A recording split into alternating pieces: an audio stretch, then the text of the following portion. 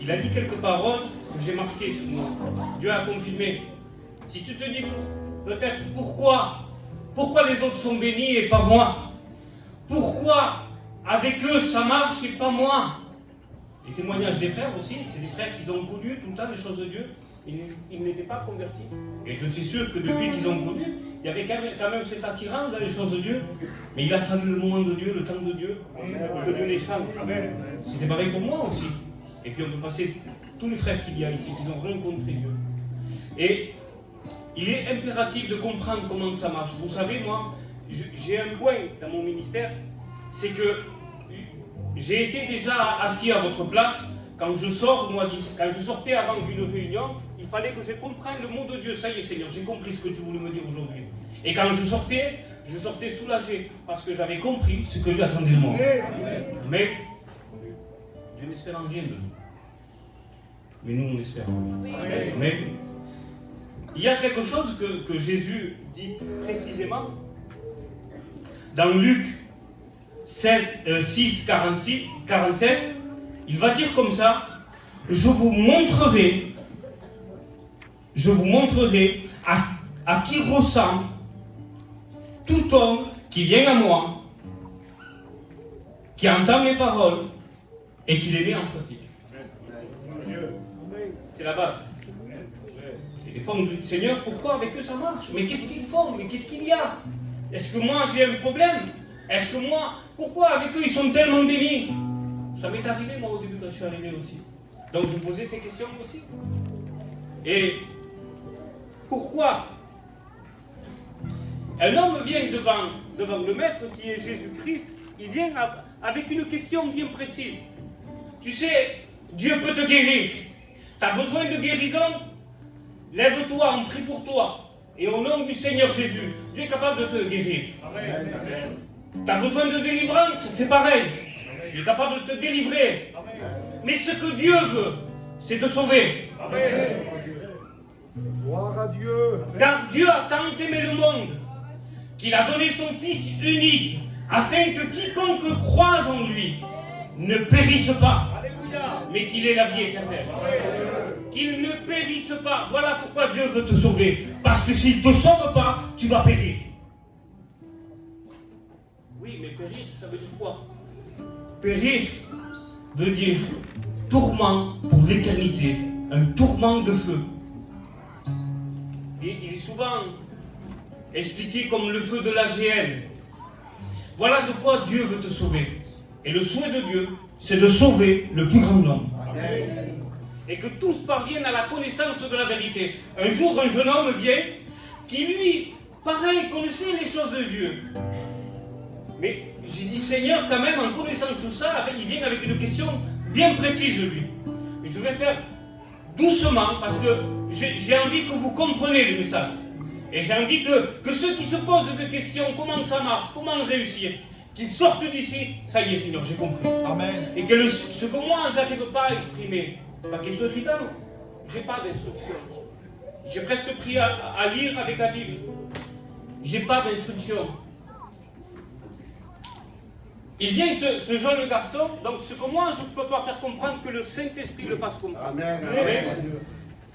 Il vient ce jeune garçon, ça se trouve dans Marc 10, 17, et il dira, bon maître, que dois-je faire pour hériter la vie éternelle? Qu'est-ce que tu dois faire pour hériter cette vie que Dieu a pour toi, qui est pour l'éternité? Que dois-je faire? Parce que sûrement qu'on se la pose depuis, il y en a quelques-uns qui ça fait un peu de temps qui viennent, des nouveaux, et tout le monde se la pose. Que faut-il faire réellement pour hériter de cette vie éternelle? Il y a quelque chose à faire? Non! Il dira lui-même à un moment donné sur la croix, Père, tout est accompli. Tout est accompli. Je n'ai rien besoin de faire. Non. Tu as besoin de croire. Amen. Parce que la vie éternelle, comme Jean 3,16, il est bien précis, c'est pour ceux qui croient. Si tu ne crois pas, et encore le miracle de Dieu peut naître, parce qu'on a eu des gens qui étaient athées, qui ne croyaient en rien. Mais le Saint-Esprit, à un moment donné, est venu et frappé avec le marteau de la parole de Dieu et a brisé tout ça. Et ça y est, boum, D'un coup, je ne sais pas ce qui s'est passé. Il croyait à rien du tout, et puis d'un coup, il croyait à tout. Il croyait à tout. Il croyait à tout. Il croyait surtout au maître. Il ne croyait pas au royaume des ténèbres, et puis maintenant, d'un coup, je ne sais pas ce qui s'est passé, ils y croient. Ils y croient parce que ça devient une réalité. Mais cette réalité-là, c'est le Saint-Esprit qui la porte. Il n'y a aucun homme. On peut vous expliquer la vie de Dieu autant qu'on veut. C'est le Saint-Esprit qui convainc de péché, de justice et de jugement. Amen. Et ça appartient à Dieu. Amen. Donc cet homme-là, il vient avec ses... Et Jésus, il va lui dire, tu connais? Tu connais? Moi, je vais vous expliquer. Je parle de moi parce que c'est moi qui prêche. Quand mon père s'est converti, j'avais 10 ans, moi. Je croyais en Dieu. Parce que j'avais vu le miracle devant moi. J'avais vu le miracle dans ma famille. Mes oncles qui sont convertis, sont devenus serviteurs de Dieu. Mais moi, je n'étais pas changé. Mais je croyais en Dieu. Je voyais, j'ai ce souvenir de ma mère quand elle lisait, j'étais tout petit, elle prenait sa Bible. D'ailleurs, elle a toujours la même Bible. Ça fait plus de 30 ans, toujours la même Bible. Vous savez, chez elle a toujours la même Bible. Alors, elle lisait les proverbes, je m'en rappellerai toute ma vie. Elle lisait, elle les connaissait, elle lisait beaucoup Matthieu aussi. Et je me rappelle de ça parce que j'étais petit. Donc, c'est pour vous dire qu'en réalité, je connaissais les choses de Dieu, mais je ne connaissais pas Dieu. Et l'important, c'est quoi? La vie éternelle, c'est qu'ils te connaissent toi, le seul vrai Dieu. Amen. Et cet homme va dire, maître, que dois-je faire pour hériter de cette vie éternelle? Mais tu connais les commandements? Oui. Il va les citer. Et quand il les cite, alors pourquoi tu demandes? Et Jésus, quand il récite tout ça, c'est comme ça me fait penser à quelqu'un qui connaît la vie de Dieu, les chrétiens. On connaît maintenant, on sait comment ça marche. On va venir aux réunions, on ne rate pas les réunions, mais cependant, il n'y a rien qui se passe dans le cœur. Et on peut lui expliquer, on peut prendre un qui vient depuis tant d'années. Vous m'aurez pris, moi, à l'âge de 27 ans, je ne t'ai pas converti. Tu connais, toi? Oui, je connaissais. Oh, je ne voulais pas qu'on me parle de Dieu. Dès qu'on me parlait de Dieu, oui, mais je connais, moi, je connais. Mon père s'est converti, j'avais 8 ans, 10 ans, et je connais. Ah, tu connais. Parce que je ne voulais pas qu'on me parle. Je connaissais. Je savais. La croix, je l'ai entendu prêcher. Mais je savais, c'était déjà une conviction que Dieu existait pour moi. Mais moi, je ne le connaissais pas. Vous savez, dans le monde, en étant petit, j'avais une idole. Et cette idole-là, je le connaissais. Il y avait des idoles, et je le connaissais par cœur. On n'avait pas besoin de parler de lui. C'est moi qui expliquais toute sa vie. Mais lui, il ne me connaissait pas. Il ne me connaissait pas, lui. Si vous êtes allé chez cet homme-là, tu le connais, André? Non, je ne le connais pas. Mais pourquoi lui, il te connaît autant? Et lui, il me connaît, mais moi, je ne le connais pas. Et ce qui est important, c'est d'être connu de Dieu. C'est pas simplement de connaître les choses. Cet homme-là, quand il vient, on dirait qu'il a tout compris. Mais Jésus, regardez, dans Marc 10, 22, dit c'est quand il répondit, qu'il cite ce qu'il doit faire. Jésus le regarde, dit c'est l'ayant regardé, non, 22, non, 21. Jésus l'ayant regardé, l'aimant, et lui dit, il te manque quelque chose. Ah, il me manque quelque chose. Oui, il te manque quelque chose. Vends tout ce que tu as. Parce que cet homme-là, quand il récitait, vous savez, nous, on est des gitans. Et en tant que gitans, on a des valeurs. Parce qu'il y en a qui parlent juste de l'argent, là. Parce qu'il avait beaucoup de richesse, ce jeune homme-là. Et nous, notre richesse, en nous, en tant que gitans, c'est la coutume gitane. Et moi, je suis gitan. Mais s'il y a quelque chose en moi de gitan qui empêche dans les choses de Dieu, je dis stop. Pourquoi? J'en ai parlé l'autre fois. Ce qu'on veut, nous, c'est la vie éternelle. En tant que gitan, on veut être gitan. On ne va pas devenir d'un coup chinois, c'est pas possible. En respectant tout le monde. Qu'est-ce qu'on va devenir? On va devenir des enfants de Dieu. Et ça, c'est fait à travers le Saint-Esprit. Et puis quand cet homme-là, il vient, il est en train d'expliquer, oui, voilà, je connais les commandements, tu connais, oui, mais cependant, il te manque quelque chose, parce que tu en as trop, tu connais trop de connaissances, tu as trop de connaissances. Pourquoi Jésus, quand il est venu, Nicodème, quand il parle avec Nicodème, c'était un docteur de la loi. Mais il parle avec lui, et Nicodème, il vient, pareil, je sais moi, je connais la parole de Dieu. Oui, tu connais rien du tout. Et il vient à Jésus, et il dit, Maître, Nous savons, ça y est, lui déjà il a tout compris, nous savons que tu es un docteur venu de Dieu, car personne ne peut faire les miracles que tu fais si Dieu n'est avec lui. Regardez dans Jean 3, regardez la réponse de Jésus. En gros, il lui dit non, tu connais rien. Et il dit, si un homme ne naît d'eau et d'esprit, il ne peut voir le royaume des cieux. Si un homme ne naît de nouveau, il ne peut voir. Toi, tu es en train de me dire que tu sais et que tu vois. Moi, je suis en train de te dire que tu ne vois pas.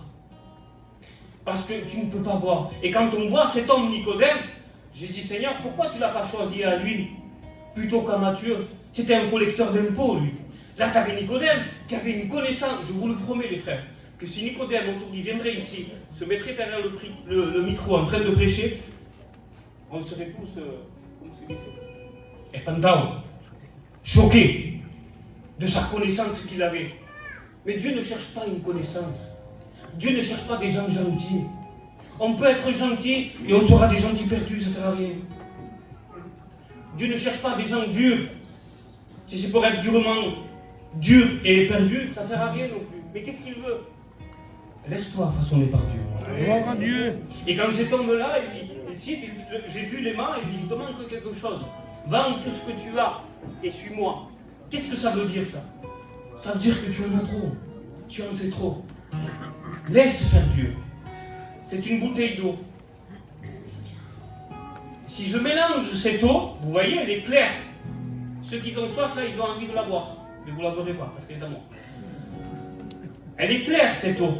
Si je la mélange, et ceux qui ont soif, qui ont envie de la boire, je la mélange avec du coca, de l'orangina, du thé, de l'eau qui est personne ne va la boire. Parce qu'elle est imbuvable. Et ça, ce que je suis en train de vous dire là, tout ce qu'il y a, le coca, tout ce que vous voulez rajouter dessus, vous ne la verrez pas. Ce que Dieu cherche, c'est un cœur pur. Un cœur vrai. C'est ça que Dieu veut. Il ne veut pas qu'on vienne avec une certaine connaissance. Oui, je sais, non, tu sais rien. J'ai aimé la prière d'une sœur cet après-midi. Elle a reconnu son état et elle veut sortir. Elle demande l'intervention de Dieu, mais c'est ce que Dieu veut. Tu n'as pas besoin de trop savoir. Abandonne-toi à ses bras à lui. Et laisse-toi façonner par Dieu. Dans Jérémie 18, il est écrit que Dieu parla à Jérémie et dit, Jérémie, descends dans la maison du potier et là je te ferai entendre mes paroles. Jérémie descend et il voit un potier qui est en train de fabriquer un vase sur un tour. Il dit c'est qu'il ne réussit pas comme il le faut. Vous savez pourquoi il ne réussit pas? Parce qu'il manquait de l'eau, sûrement de la terre. Et il dit jusqu'à ce que le vase, il l'écrase à chaque fois. Parce que quand il n'arrivait pas à faire ce qu'il veut de ce vase, à chaque fois il l'écrasait. Et il le refaçonnait, il recommença depuis le début. Jusqu'à ce que le vase soit comme lui l'a voulu. Et Dieu va parler à Jérémie, il va dire, moi je ne peux pas faire pareil avec vous. Moi je ne peux pas faire pareil avec mon peuple. Mais oui. Pourquoi ça ne marche pas? Parce que tu en sais trop. Laisse faire Dieu. Amen. Simplement être vrai avec Dieu. Soyons vrais. Qu'est-ce qu'il me manque? Seigneur, il me manque trop de choses. Mais j'ai besoin, Seigneur, que tu interviennes. Parce que quand je vois la vie de Dieu, mais je n'en vois pas, je ne vois pas. C'est pas possible. Mais tout est possible à celui qui croit. Amen. Un homme vient devant Paul est libéré de la prison avec Silas, et cet homme tombe à genoux. Que dois-je faire? Qu'est-ce qu'il faut que je fasse? Un peu les mêmes questions. Hein? Que dois-je faire pour éviter la vie éternelle? Et la réponse va être toute simple. Crois seulement. Crois seulement toi, et tu seras sauvé, toi et ta famille. Gloire à Dieu. Tu sauras, c'est quelque chose de sûr.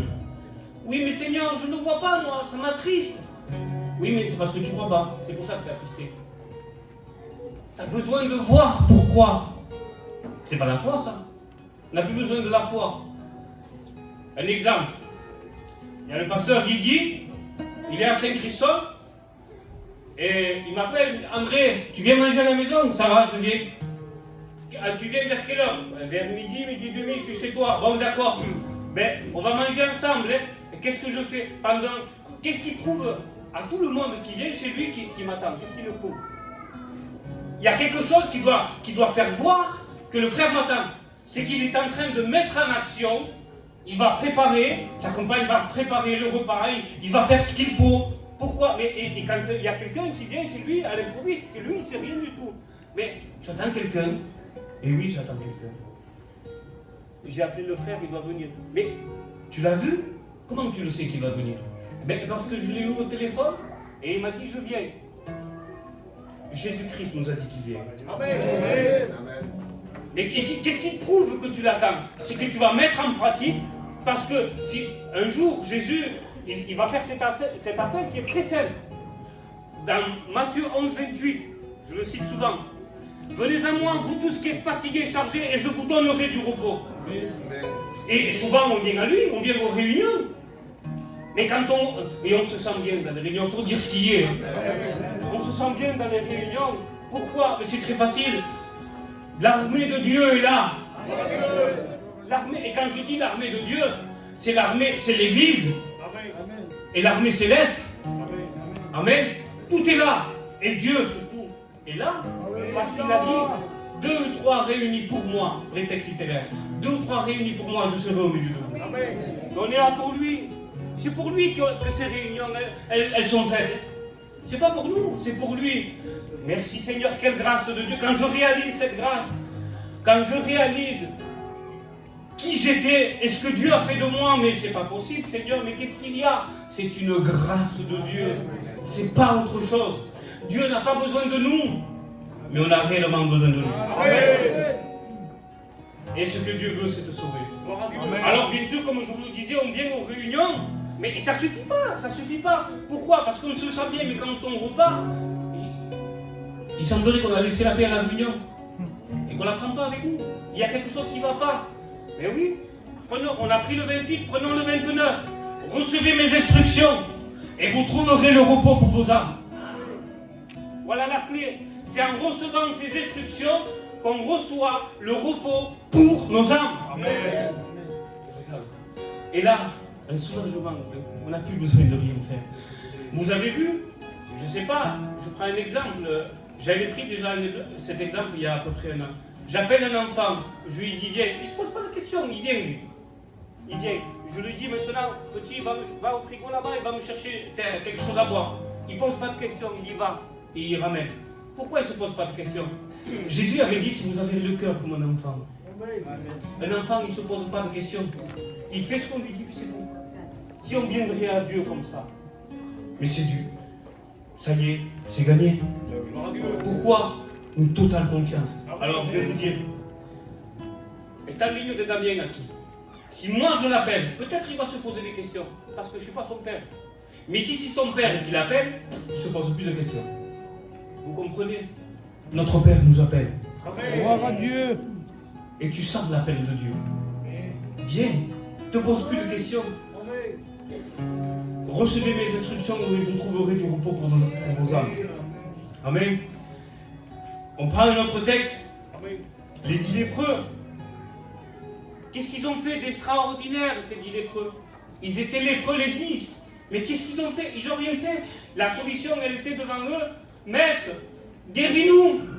D'accord. Allez voir les sacrificateurs et allez faire ce que Moïse a prescrit. Et eux vous donneront la confirmation que vous êtes guéris. Et ils s'en vont.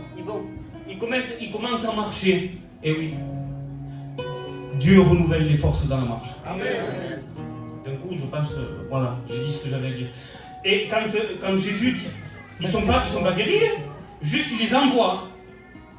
Il les envoie. Et quand Dieu les envoie, ils ne se posent pas de questions, ils commencent à marcher. Mais tout en marchant, je ne sais pas combien de kilomètres à peu près il y avait, mais tout en marchant, de plus en plus, il y en avait qui étaient plus malades que d'autres, sur les 10. Tu es en train de regarder. T'es guéri, toi? Toi aussi? Mais toi aussi? Et ils se voyaient, la Bible nous dira que tous se voyaient guéris. Mais qu'est-ce qu'ils ont fait après? Quand ils se sont vus guéris, il y en a un ici qui a dit comme ça, il faudrait peut-être que j'aille le remercier. Parce que celui qui m'a guéri, je ne le connais pas en réalité. Donc il vient. Et quand cet homme vient, il dit, mais les 10 n'ont pas été guéris. Comment ça? Je ne suis pas intervenu dans des vies, mais où sont tous les autres? Qu'est-ce qu'ils ont fait?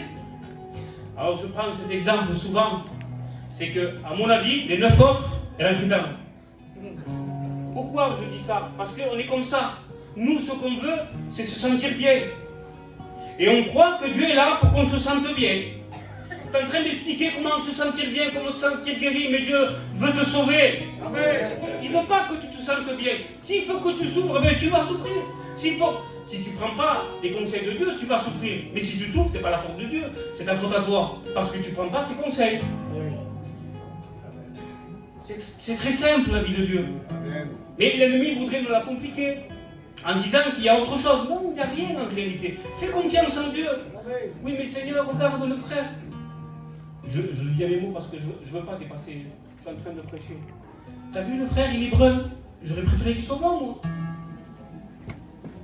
Accepte-le comme il est, le frère.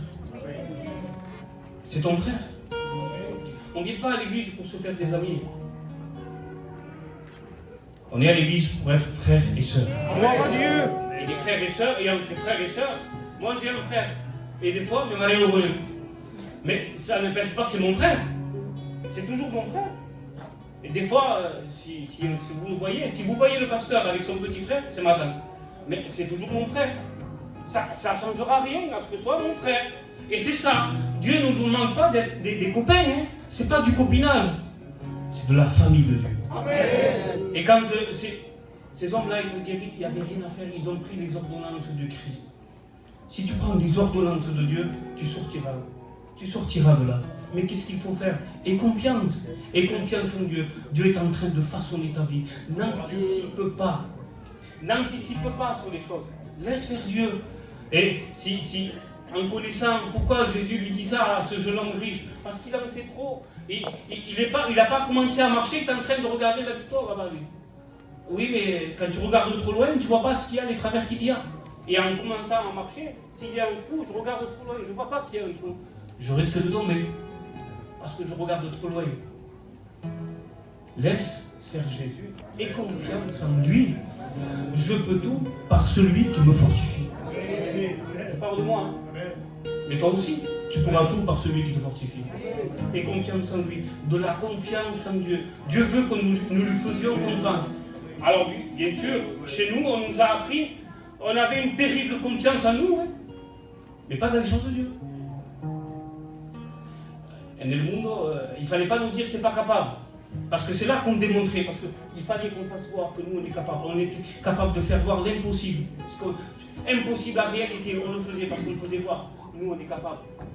Et des fois on se faisait mal, hein, mais on le faisait voir. Mais là, dans les choses de Dieu, on n'est pas capable. Et si tu crois que tu es capable, tu essayes à marcher comme tu le veux, et boum, tu es attristé. Tu es attristé parce que tu ne prends pas les conseils de Dieu. Un jour, un homme prêchait l'agneau de Dieu qui ôte le péché du monde, c'est Jean le Baptiste, en train de prêcher. Puis un jour, Jésus il arrive, il le pointe du doigt et dit: voici l'agneau de Dieu qui ôte le péché du monde. Amen. Alors, Jean le Baptiste avait des disciples, hein, la Bible nous le dit, il avait des disciples, mais quand il présente l'agneau de Dieu qui ôte le péché du monde, c'est lui qu'on vous. Alors, Jean, qui est notre pasteur, t'es bien gentil, je t'aime de tout mon cœur, mais c'est lui que je veux moi, c'est Jésus. Et quand la Bible nous dit qu'il le suivit, il délaissait Jean et le siguieron. Et au bout d'un moment, Jésus, en voyant qu'il était suivi, il s'arrête. Vous voulez le texte? Amen. Jean 1, 38. Il s'arrête et il dit: que cherchez-vous? Qu'est-ce que vous voulez? Là, je vous le dis à ma manière. Hein. Quel est-ce? Vous voulez quoi en venant aux réunions? Vous cherchez quoi? Non, parce que si vous cherchez Jésus, vous avez frappé à la bonne porte. Amen. Mais si vous cherchez autre chose, c'est pas ici. Je ne sais pas ce que tu es venu chercher à la réunion. Ici, on est là pour Jésus-Christ. Amen. On n'est pas là pour autre chose. Je ne sais pas pourquoi tu viens. Si c'est ça que tu veux, c'est très simple. La réponse, elle est dans ce que Jésus dit à ces deux hommes. C'est André. C'est pas moi, hein, André de la Bible. Et il dit: suivez-moi et vous verrez. Tu veux savoir où c'est? Cet homme va dire: maître, où demeures-tu?